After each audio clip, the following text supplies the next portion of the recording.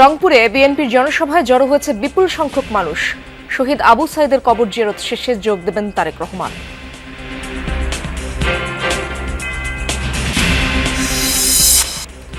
এখন যাদের হাতে দেশ নিরাপদ নয়, ক্ষমতায় যাওয়ার পর কিভাবে নিরাপদ হবে? নোয়াখালীতে জামায়াত আমিরের প্রশ্ন।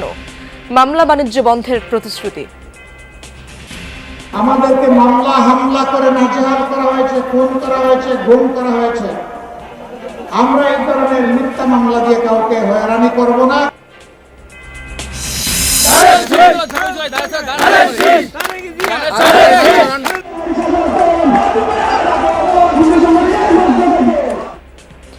জুমার পর দেশ জুড়ে নির্বাচনী প্রচার জমজমাট।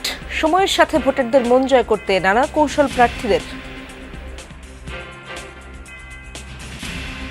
যাদের পরিকল্পনা নাই, যাদের নীতি নাই, যাদের আদর্শ নাই, যাদের কর্মসূচি নাই, তারা শুধু বলছে যে ওই মাথায় ভোট দিলে স্বর্গে যাবে, জান্নাতে যাবে। ইলেকশন কমিশনকে ব্যাপকভাবে সংস্কার করে নির্বাচনের দিকে যাওয়া উচিত ছিল। একটি দলের পক্ষ থেকে যদি নির্বাচনের ব্যাপক চাপ থাকার কারণে কিন্তু কোনো ধরনের সংস্কারগুলো সব এড়িয়ে ইলেকশনের দিকে যাওয়া হয়েছে। আমন্ত্রণ যমুনা নিউজে, আপনাদের সঙ্গে আছি আমি ইশরাত জাহান। এতক্ষণ শিরোনামগুলো দেখছিলেন। দীর্ঘদিন পর রংপুরে বিএনপি চেয়ারম্যান তারেক রহমানের সমাবেশ। এতে উজ্জীবিত দলটির নেতাকর্মী ও সমর্থকরা।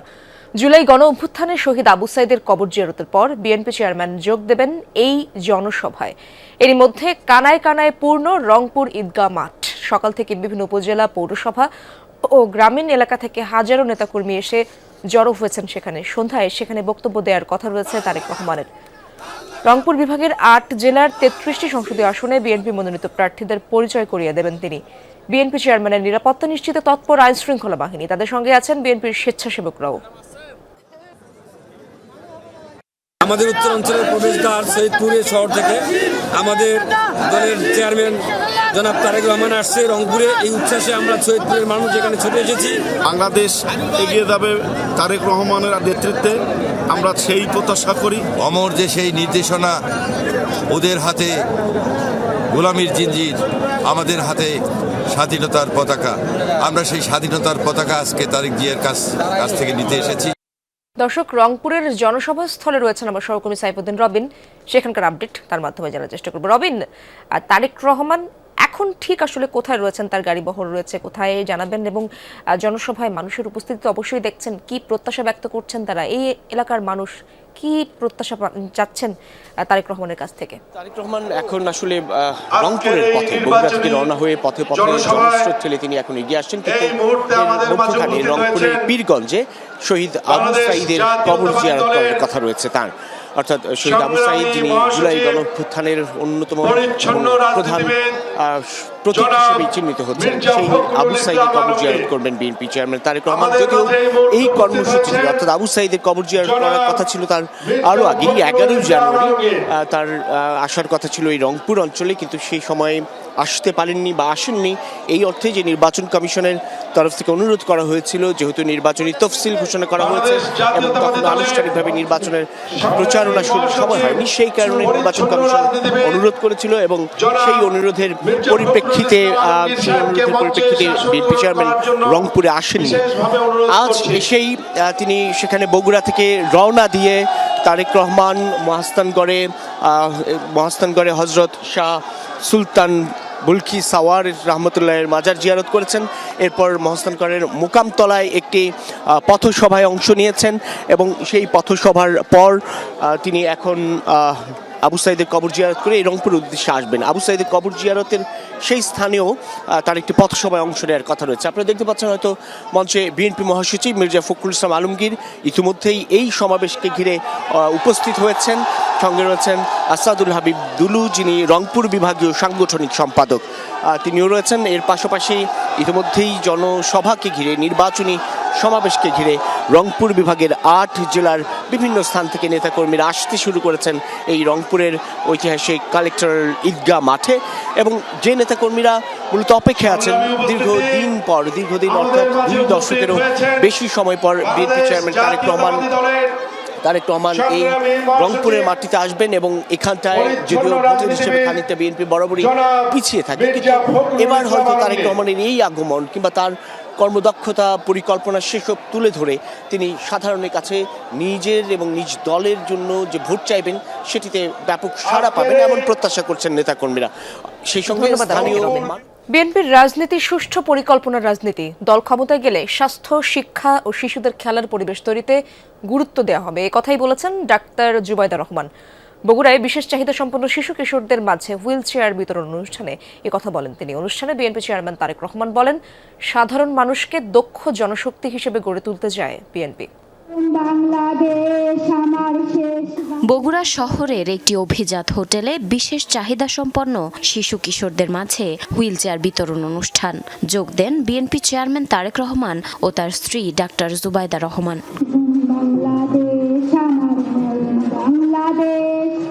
অনুষ্ঠানে ডাক্তার জুবাইদা রহমান সুযোগ্য নাগরিক হিসেবে শিশুদের গড়ে তোলার প্রতি জোর দেন। একই সাথে তিনি বিশেষ চাহিদা সম্পন্ন শিশুদের দেন অনুপ্রেরণা। বলেন, শিশুদের নিয়ে বিএনপির সুষ্ঠু ভবিষ্যৎ পরিকল্পনা রয়েছে।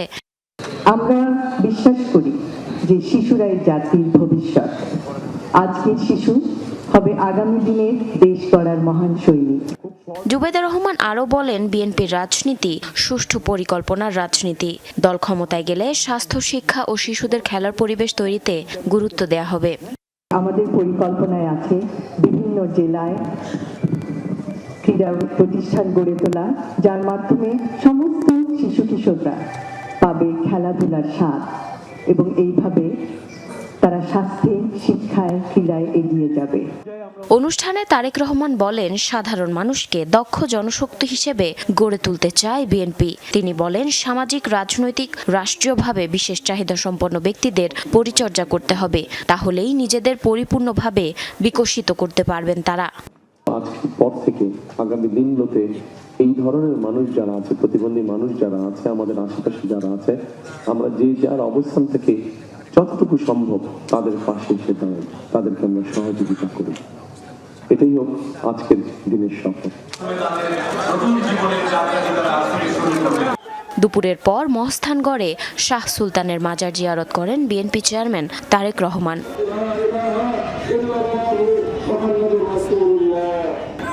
জারিন অর্নি, যমুনা নিউজ। ক্ষমতায় যাওয়ার আগে যাদের হাতে দেশ নিরাপদ নয়, ক্ষমতায় যাওয়ার পরও তাদের হাতে দেশ নিরাপদ থাকবে না বলে মন্তব্য করেছেন জামায়াতের আমির ডক্টর শফিকুর রহমান। নোয়াখালীর নির্বাচনী জনসভায় তিনি আরও বলেন, জামায়াত ক্ষমতায় গেলে কাউকে মিথ্যা মামলা দেবে না, মামলা বাণিজ্য করবে না। এর আগে ফেনীর জনসভায় তিনি বলেন, ক্ষমতায় গেলে অগ্রাধিকার ভিত্তিতে নারীর মর্যাদা ও নিরাপত্তা নিশ্চিত করবে জামায়াত। আরও জানাচ্ছেন সহকর্মী ফয়সাল মাহমুদ, ছবি তুলেছেন এস.এম. লুৎফর রহমান। সাবেক তিনবারের প্রধানমন্ত্রী বেগম খালেদা জিয়ার পৈতৃক ভূমি ফেনী জেলায় প্রথমবারের মতো জামায়াতে ইসলামীর নেতৃত্বাধীন 11 দলীয় জোটের নির্বাচনী জনসভায় বক্তব্যের শুরুতেই তিনবারের প্রধানমন্ত্রী বেগম খালেদা জিয়াকে স্মরণ করেন জামায়াতের আমির। শ্রদ্ধার সাথে স্মরণ করছি পিতৃভূমি ফেনীর মানুষ, সাবেক প্রধানমন্ত্রী, বিএনপি সাবেক চেয়ারপারসন বেগম খালেদা জিয়াকে। ক্ষমতায় এলে নারীদের নিরাপত্তা ও সম্মান নিশ্চিত করার অঙ্গীকার করেন ডাক্তার শফিকুর রহমান। সেই সাথে ফেনী জেলায় মেডিকেল কলেজ সহ বাঁধ নির্মাণে ভূমিকা রাখার প্রতিশ্রুতি দেন তিনি। ঘরে চলাচলে এবং কর্মস্থলে 3 জায়গায় 2টা জিনিস অগ্রাধিকারের ভিত্তি আগেই আমরা নিশ্চিত করব ইনশাআল্লাহ। একটি হচ্ছে মায়ের মর্যাদা, আরেকটি হচ্ছে তাদের অবশ্যই আমরা নিরাপত্তা নিশ্চিত করব। এই 2 জিনিস এখন নেই, আমরা বদ্ধপরিকর, ইনশাআল্লাহ আমরা এটা করব। একসময়ের বিএনপির ঘাঁটি হিসেবে পরিচিত দক্ষিণাঞ্চলের এই জনপদে নিজেদের শক্তিমত্তার জানান দিল জামায়াত ইসলামী। অন্তত আজকের এই নির্বাচনী জনসভার উপস্থিতি সেই বার্তাই দিচ্ছে। এখন দেখার বিষয়, আগামীর জাতীয় সংসদ নির্বাচনে এই নির্বাচনী সমাবেশ কতটা প্রভাব ফেলে। এরপর নোয়াখালী জেলা স্কুল মাঠে জনসভায় যোগ দেন জামায়াতের আমির। আমরা বলেছিলাম আমাদেরকে মামলা হামলা করে নাজেহাল করা হয়েছে, খুন করা হয়েছে, গুম করা হয়েছে। আমরা এই ধরনের মিথ্যা মামলা দিয়ে কাউকে হয়রানি করব না, কোনো মামলা বাণিজ্য করব না। আপনারা সাক্ষী, আমরা মামলা বাণিজ্য করি নাই। ক্ষমতায় যাওয়ার আগে যাদের হাতে দেশ নিরাপদ নয়, ক্ষমতায় যাওয়ার পরেও তাদের হাতে নিরাপদ থাকবে না বলে মন্তব্য করেন জামায়াতের আমির। ক্ষমতায় যাওয়ার আগে দেশের জনগণ যাদের হাতে নিরাপদ নয়, ক্ষমতায় যাওয়ার পরে আরো বেশি ঝুঁকিপূর্ণ হয়ে পড়বে। লক্ষ্মীপুরের জনসভা শেষে নির্বাচনী প্রচারণা করবেন জামায়াতের আমির। ফয়সাল মাহমুদ, যমুনা নিউজ, নোয়াখালী। বিএনপির নারী কর্মী সমর্থকরা প্রতিনিয়ত একটি রাজনৈতিক দলের আক্রমণের শিকার হচ্ছেন। প্রার্থীর পক্ষে প্রচারণা চালানোর সময় মারধর করা হয়েছে বলে অভিযোগ করেন দলের সিনিয়র যুগ্ম মহাসচিব রুহুল কবির রিজভী। গুলশানের সংবাদ সম্মেলনে একথা জানান তিনি। অসাধারণ সাহস নিয়ে ওই সময়, তখনও তো হাসিনার পতন হয়নি, সেই সময় কথা বলা একজন মানুষ, নাহিরিন ইসলাম, অধ্যাপিকা নাহিরিন ইসলাম, তাকে এই চিঠিটা পাঠানো হচ্ছে, যে চিঠিটা সাধারণত দস্যুরা দেয় ডাকাতি করার আগে, যে চিঠিটা জঙ্গি গোষ্ঠী দেয় তার প্রতিপক্ষকে হুমকি দেওয়ার জন্য। সেই চিঠিটাই পাঠানো হয়েছে। কোনোভাবেই আপনাদের হাতে যদি ক্ষমতা আসে, এদেশে সবচাইতে বেশি বিপন্ন হবে নারীরা, তার কিছু প্রমাণ রয়েছে। আসন্ন জাতীয় সংসদ নির্বাচনে সুষ্ঠু ভোট হওয়া নিয়ে শঙ্কা প্রকাশ করেছেন জাতীয় নাগরিক পার্টি এনসিপির আহ্বায়ক নাহিদ ইসলাম। সকালে ঢাকা 11 আসনের আফতাবনগরে গণসংযোগে এই মন্তব্য করেছেন 11 দলীয় জোট মনোনীত প্রার্থী। প্রশাসনিক সক্ষমতা নিয়ে আমরাই সর্বপ্রথম, এনসিপি সর্বপ্রথম গত 6-7 মাস ধরে আমরা বলে আসছি, প্রস্তুত হয়ে আসছি যে ইলেকশন কমিশনকে ব্যাপকভাবে সংস্কার করে নির্বাচনের দিকে যাওয়া উচিত ছিল। একটি দলের পক্ষ থেকে যদি নির্বাচনের ব্যাপক চাপ থাকার কারণে কিন্তু কোনো ধরনের সংস্কারগুলো সব এড়িয়ে ইলেকশনের দিকে যাওয়া হয়েছে। ৭১-এ এই দেশ স্বাধীন হয়েছে, আর আমাদেরকে 24-এ তারা নতুনভাবে আবার আমাদের দেশে গণতন্ত্র ফিরিয়ে দেওয়ার আন্দোলনে তারা হলো অগ্রনায়ক। দেশের মানুষ এখন একটা পরিবর্তন চায়, তো সেই পরিবর্তনটা এই জুলাই নায়কদের মাধ্যমেই এই দেশের মানুষ প্রত্যাশা করে। দর্শক, রাজধানীর মিরপুর এলাকায় নির্বাচনী প্রচারণা করছেন ঢাকা 15 বিএনপির প্রার্থী শফিকুল ইসলাম খান। সেখানে রয়েছেন আমার সহকর্মী রেদওয়ান আহমেদ। তার কাছ থেকে আপডেট জানার চেষ্টা করব। রেদওয়ান, এই এলাকায় বেশ কয়েকটি সমস্যা রয়েছে, প্রার্থীরা প্রচারণার ক্ষেত্রে সেই সমস্যাগুলো সমাধানের আশ্বাস কি দিচ্ছেন কিনা? ইশরাত, মূলত মিরপুর কাফরুল এলাকা মিলিয়ে কিন্তু ঢাকা 15 আসন, এবং এই আসনে বিএনপি মনোনীত প্রার্থী শফিকুল ইসলাম খানের পাশাপাশি কিন্তু জামাত মনোনীত প্রার্থী বেশ হেভিওয়েট একজন প্রার্থী ডক্টর শফিকুর রহমান, তিনিও কিন্তু এই আসনে প্রতিদ্বন্দ্বিতা করছেন, এবং প্রত্যেকেই কিন্তু তাদের যে প্রার্থীদের ভোটারদের কাছ থেকে যে প্রত্যাশার কথা সেটি কিন্তু তারা শুনছেন। এখন পর্যন্ত আমি রয়েছে মিরপুরের যে 60 ফিট এলাকায়। এই 60 ফিট এলাকায় কিন্তু ইতিমধ্যে আমরা দেখতে পেয়েছি যে জুমার নামাজের পরপর থেকে কিন্তু প্রচারণায় রয়েছেন বিএনপি মনোনীত যে প্রার্থী শফিকুল ইসলাম খান। আমরা একটু তার কাছ থেকে জানার চেষ্টা করব যে এই এলাকায় ভোটারদের সাথে নিশ্চয়ই কথা হয়েছে, আপনার কি প্রত্যাশা করছেন তারা, কিংবা তাদের কাছ থেকে কেমন সাড়া পাচ্ছেন আপনারা? ভোটাররা, আমি আজকে নির্বাচনে 8ম দিন, ভোটারদের সাথে প্রতিনিয়তই সকাল বিকাল রাত্রে কথা হয়, এবং আমরা যখন গণসংযোগ করি সাধারণ মানুষ আমাদের গণসংযোগে অংশগ্রহণ করে, এবং প্রতিটি বাড়ির ছাদ, ব্যালকনি, জানালা দিয়ে আমাদেরকে অভিবাদন জানায়, ফুলের পাপড়ি ছিটিয়ে দেয়। আমাদের ভোটাররা মনে করে যে অনেক বছর পরে একটা ভালো একটা নির্বাচন হবে, সেই নির্বাচনে তারা তাদের এলাকার যিনি বাসিন্দা এবং এই এলাকা যার জন্ম, এমন একজন প্রতিনিধিকে তারা প্রতিনিধিত্ব করতে চায়।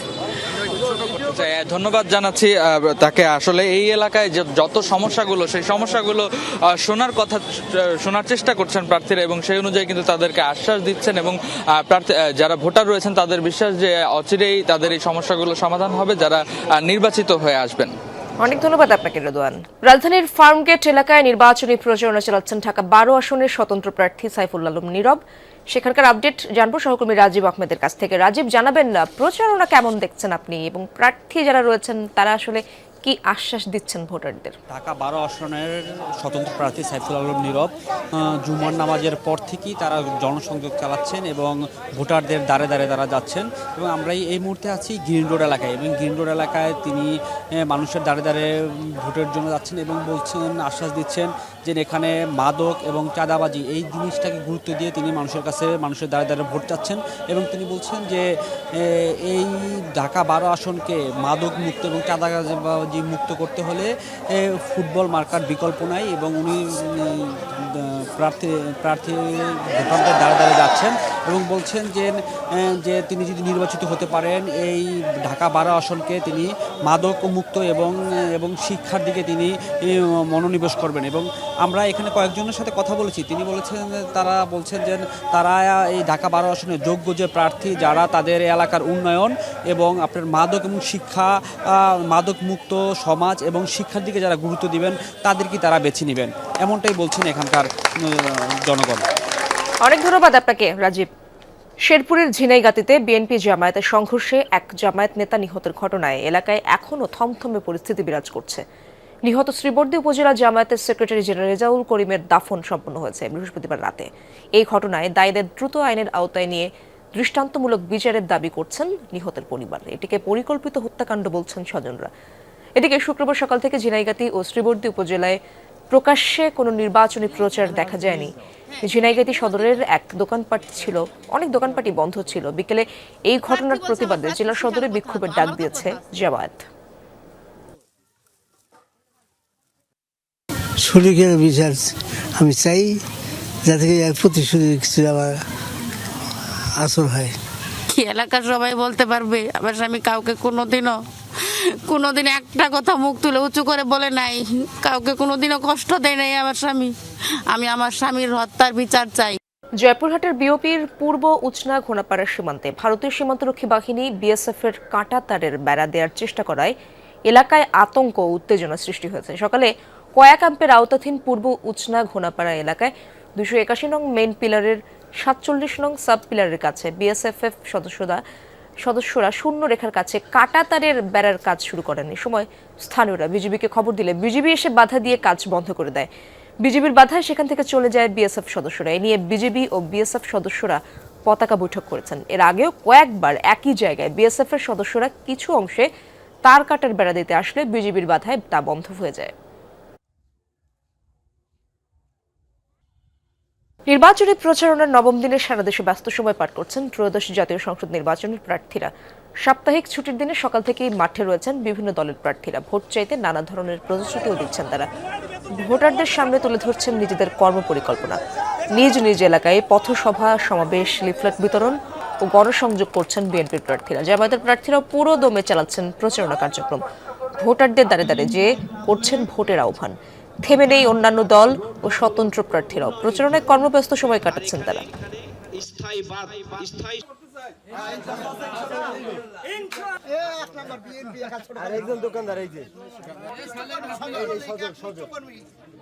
যাদের পরিকল্পনা নাই, যাদের নীতি নাই, যাদের আদর্শ নাই, যাদের কর্মসূচি নাই, তারা শুধু বলছে যে ওই মাথায় ভোট দিলে স্বর্গে যাবে, জান্নাতে যাবে। এখানে শিপ এড করবো ইনশাল্লাহ। এইখানে শিপ তৈরি করবো, শিপ ব্রেকিং এর ব্যবস্থা করবো এবং শিপ রিপেয়ারিং এর ব্যবস্থা করবো, ইকোনমিক জোন করবো। এই চরদানি একটা অনেক উন্নত একটা জায়গা, পাশেই সুন্দরবন। কাজে এইখানে আমরা এই এলাকার মানুষের জন্য অনেক কিছু করণীয় আছে। জন্মের পর থেকে 5 বছর পর্যন্ত একটি শিশু ফ্রি ট্রিটমেন্টের আওতায় থাকবেন। 60 বছর পরে বৃদ্ধ বয়সে 61 থেকে যতদিন আল্লাহ বাঁচিয়ে রাখবেন ফ্রি ট্রিটমেন্টের আওতায় তারা থাকে।